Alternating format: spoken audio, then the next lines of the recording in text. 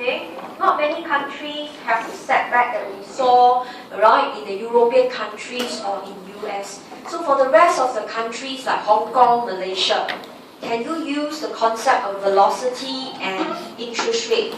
You can't. Because for these countries, velocity is considerably stable.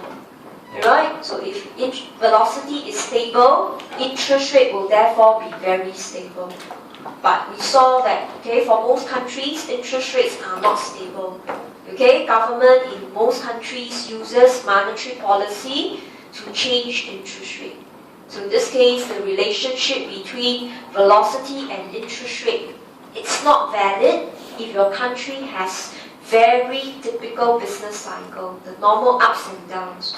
V is quite constant.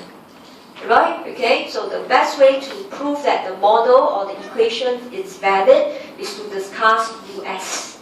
Alright, the IT boom, that velocity goes up, and then the financial meltdown, the velocity has a sharp drop. And it also shows how it affected interest rates. Okay, so this relationship about velocity and interest rate, okay, is useful, but it's not, alright, accurate all the time. Okay, it cannot work for most countries, but only for countries with very drastic economic, downturns and upswings. Okay, so that was the discussion in page 15. So that now move on to page 16. So what have we covered? Velocity,